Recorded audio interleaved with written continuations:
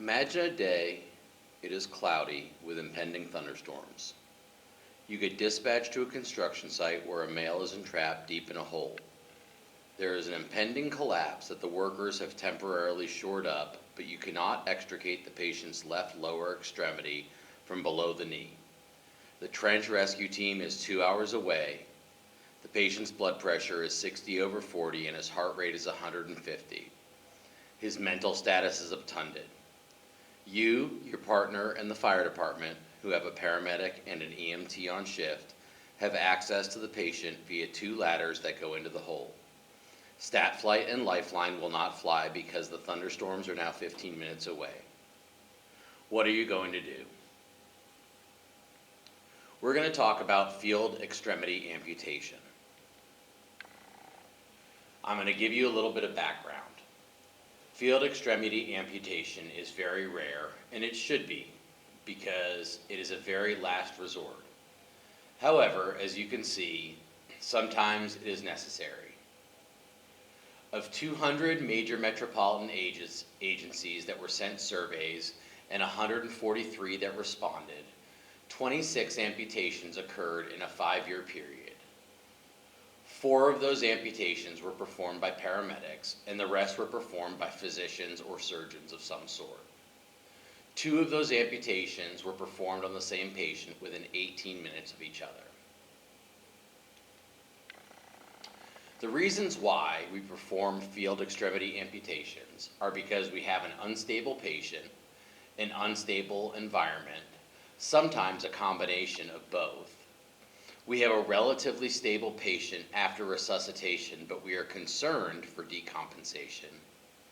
Or we have a stable patient with a stable environment, but extrication may not be possible, and that's determined after consultation with the incident commander and medical control, or sometimes with somebody like a job site foreman. The first 2 are very straightforward and are emergent. The second 2 must have a risk-benefit conversation and a consent signed if the patient is conscious. If not, if there is a family member on scene, then we should try to get the family member's consent. So we need quite a bit of equipment if we're going to perform this. We need our monitoring equipment, including end tidal. We need our medications, so we need antibiotics to be administered. We need some sort of sedation, and we need to consider RSIing these patients. But if we are going to RSI these patients, we need appropriate sedation and analgesia. We need fluid resuscitation, if not pressors. We need 2 tourniquets on the extremity. We need our own personal protective equipment, which should include eye protection. We need OR towels to drape the extremity. We need gauze, Kerlix, and Coban to wrap the stump. We need a scalpel, scissors, and hemostats just in case there are bleeders. And then finally, we need our Sawzall to do the bone amputation. The procedure itself. You are going to prepare your monitor, don your PPE, administer the antibiotics, and sedate the patient. You are going to perform a timeout, which I will go over, so everyone is prepared, and you prepare yourself mentally, and you give yourself that breath that you need. You're going to make sure that both tourniquets are properly placed and that none of them are over the joint. You're going to identify and mark the site as distal as possible so that you're losing as little tissue as possible. You're going to prepare the site with betadine, and you're going to drape the site with surgical towels. You're going to use a scalpel to cut the soft tissue circumferentially down to the bone. Just cut a big circle down to the bone. You're going to use hemostats to cut any major vessels that are bleeding. you're going to take one towel on either side and pull to create a window down to the bone. So pull that soft tissue back.